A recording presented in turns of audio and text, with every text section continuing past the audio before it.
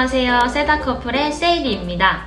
오늘은 저희가 캐나다에 워홀로 와서 초기 정착 비용이 얼마였는지 그리고 한 달에 사용하는 생활비가 얼마인지에 대해서 공유해 드리려고 해요. 나중에 캐나다에 워홀로 올 계획이 있으신 분들에게 도움이 되는 영상이었으면 좋겠습니다. 그럼 시작할게요. 저희는 벌써 캐나다에 도착한 지 6개월이라는 시간이 흘렀는데요. 우선 입국할 때 대한항공 편도로 인당 90만원 후반대로 비행기 티켓을 구매했고요. 초기 정착 비용으로는 1인당 500만원 플러스 알파의 금액을 가지고 캐나다에 입국했어요.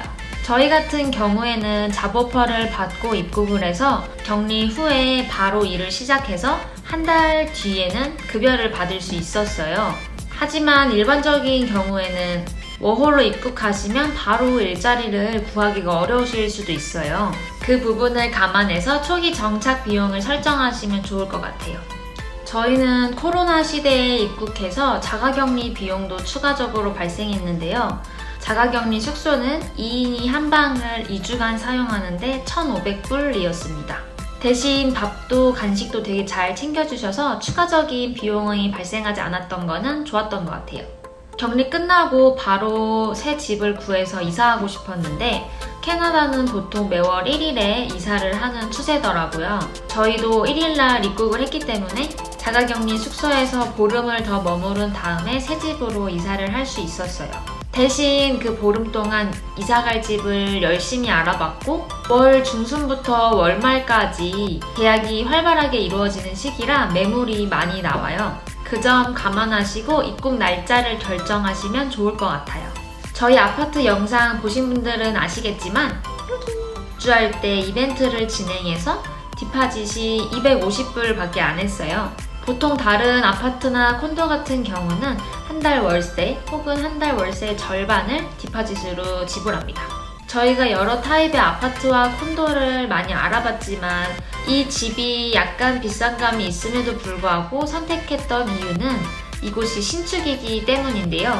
캐나다 뉴커머는 신용이 없기 때문에 리얼터 분들이 쉽게 렌트를 해주지 않아요.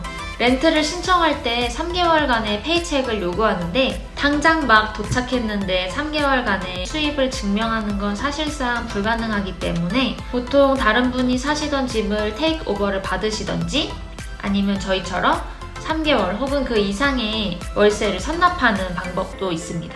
초반에 크레딧을 증명하기 위한 서류를 제출하라고 하는데요. 저희는 다행히도 한국에서 영문 잔고증명서를 떼갔고 캐나다 잔고증명서, 잡오퍼, 여권 사본을 제출했었어요. 그랬는데도 불구하고 개런터를 데리고 오라고 하더라고요. 보증인을 세운다는 게 저희같이 인맥이 없는 워홀러들한테는 어려운 일이라 앞서 말한 대로 3개월치의 월세를 선납하는 딜을 통해 계약을 성사했어요. 운이 좋았던 것 같은 건 아파트 측에서도 아파트를 완공했는데 코로나 때문에 렌트가 원활하게 이루어지지 않아서 저희 같은 뉴커머도 그냥 받아준 것 같은 느낌도 없지 않아 있어요. 저희 집 한 달 월세는 1,400불이기 때문에 3개월치 선납하는데 총 4,200불을 지불했어요. 집 렌트 후에 가구 구매를 위해서 차량을 3회 정도 렌트했고 회당 100불 정도의 비용을 썼던 것 같아요. 이때가 여름이고 성수기여서 렌트하는데 가격이 조금 비쌌던 것 같습니다. 그리고 가구와 생필품을 구매하는데 대략 3,000불 정도를 사용을 했었네요. 다 여기까지 캐나다 초기 정착 비용이었고요. 저희는 2명이서 2달간 9,300불이라는 비용을 사용했고 저희는 오래 살 계획이 있었기 때문에 다른 워홀러보다 조금 더 지출이 있었을 수도 있어요. 그냥 저희는 정착하는데 이 정도의 비용을 사용했다라는 것만 알려드리고 싶었어요. 자, 그럼 이제부터는 2인 가구인 저희가 한 달 동안 생활하는 생활비에 대해서 말씀드려 볼게요. 제일 큰 부분을 차지하는 건 아무래도 렌트비인데요. 앞서 말했듯이 저희 집 렌트비는 한 달에 1,400불. 하지만 안타깝게도 모든 유틸 비용이 포함되어 있는 것은 아니고 힛과 워터만 포함되어 있습니다. 그래서 추가적으로 전기세를 따로 내는데 저희 집에는 세탁기와 건조기가 있는 집이라 보통 세탁기는 20회 정도, 건조기는 15회 정도를 한 달에 돌리는 것 같아요. 그랬을 때 월 50불의 전기세가 나왔었는데요. 이번에 겨울이 되고 전기장판과 히터를 계속 켜놓고 지내다 보니 이번 달에는 75불의 전기세가 나왔어요. 아무래도 저희 집이 전면이 통유리라 추운데 한몫하는 것 같아요. 그리고 인터넷 비용이 드는데 저희는 텔러스가 깔려있는 아파트라 2년 계약 시 첫 번째 1년이 무료인 프로모션이 있었거든요. 그래서 그걸로 첫 번째 1년을 사용하고 1년 후에 캔슬할 시 180불이라는 캔슬비가 발생해요. 결론적으로 한 달에 15불 정도의 인터넷 비용을 사용하고 300MB 인터넷을 사용하고 있습니다. 그리고 매달 집 보험료로 35불이 추가적으로 발생해요. 여기까지가 집에 들어가는 고정 비용이고, 다음으로 핸드폰비는 저희는 파이도의 6기가 플랜을 사용하고 있어요. 한 달에 2명이 쓰는데 120불 정도예요. 그리고 교통비로는 캘거리 트랜짓을 한 번 구매하면 90분당 탈 수 있고 가격은 3.5불이에요. 만약에 로우 인컴을 증명받으면 한 달에 무제한으로 타는데 35불입니다. 로우 인컴이 없다면 한 달 먼슬리 패스는 105불 정도 드는 걸로 알고 있어요.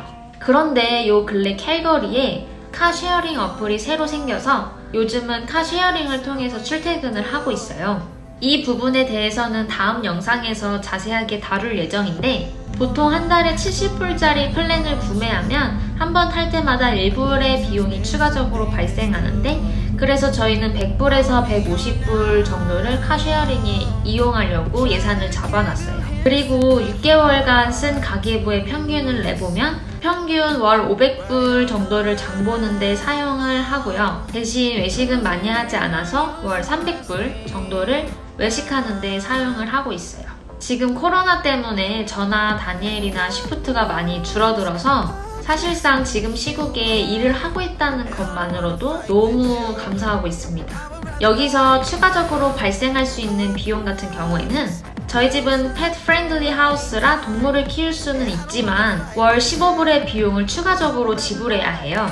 대신 강아지를 씻길 수 있는 공간이 따로 있다는 점은 너무 좋은 것 같아요. 그리고 원래는 자동차를 중고로 구매하고 싶었는데 자동차를 구매하더라도 차량 유지하는 데 발생하는 비용을 감당하지 못할 것 같더라고요. 대략적으로만 계산해봐도 캘거리 다운타운 아파트라 월 주차비가 150불, 보험료가 대략 200~300불, 그리고 기름값이 월 100불, 차량 유지비까지 포함하면 월 500불 혹은 그 이상의 비용이 추가 발생하기 때문에 아직 자동차는 구매하지 못하고 있어요.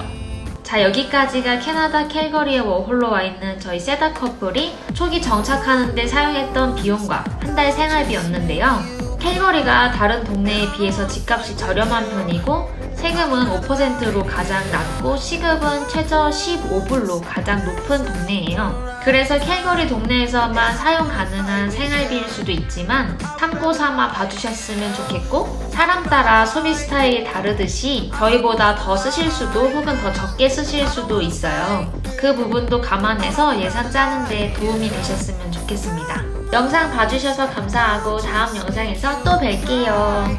아, 그리고 구독자 1000명 정말 너무 감사드립니다. 감사합니다.